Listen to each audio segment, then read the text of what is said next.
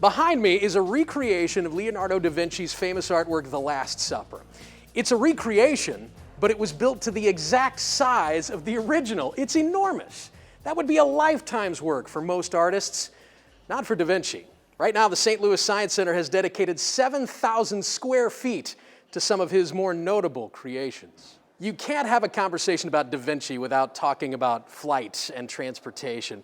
Neville is the special exhibitions manager here at the Science Center. Neville, he was all about flight in his day, wasn't he? Absolutely obsessed with it. He was convinced that humans had the ability to fly, and he was trying to figure out how to make that happen. He was known to study the structure of a bird's wing. There's detailed sketches of it. And in this room, you can see a lot of the different designs he had to that end, to try and get humans into the air. Starting with this aerial screw here in the middle, this giant one. You could think of it as a modern-day helicopter.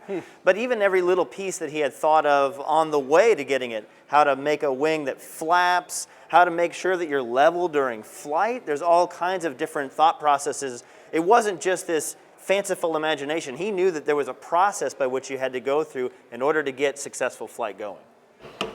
Oh, Neville, I can tell you already, this would be my kid's favorite room because a lot of da Vinci's creations here are hands-on. Absolutely. You know, a lot of the objects in here are designed to teach you by doing, which is how most kids learn, and, you know, I still love to learn that way too. So we've got a lot of simple machines in here that have practical applications that you can visibly see working as you use them. Well, here's a collection of words I can guarantee you I've never uttered together. I am sitting inside da Vinci's tank.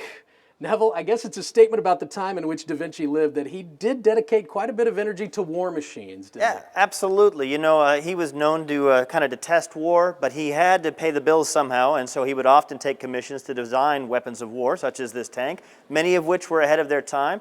All of which had a little secret inside the designs, which was that he would hide purposeful flaws so that if anybody tried to build them themselves, they'd find that they didn't work quite right. I think that's fascinating, almost a way of sort of protecting intellectual property before people had even thought about that. Absolutely, and a lot of these are very cumbersome and wouldn't have actually worked that well, but they are impressive nonetheless. We've talked a lot about engineering and mathematics and mechanics.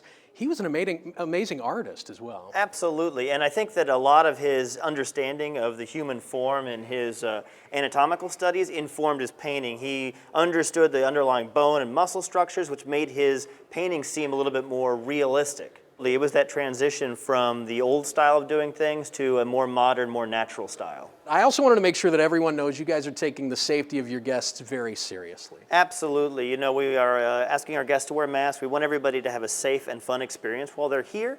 We are doing regular cleanings throughout the exhibition to ensure all those common touch points are taken care of. And we've reduced our capacity a little bit so that you can feel free to spread out a little bit more and you're not feeling so crowded. We've also created these QR codes throughout the exhibition that you can scan using your smartphone. It'll bring up an audio recording of a lot of the text panels so that you don't have to be standing in front of the text panel the whole time while you're trying to get that information. If you just want more information or if you'd like to secure some tickets of your own, here's the website you go to. It is slsc.org, or you can call the phone number 314-289-4424.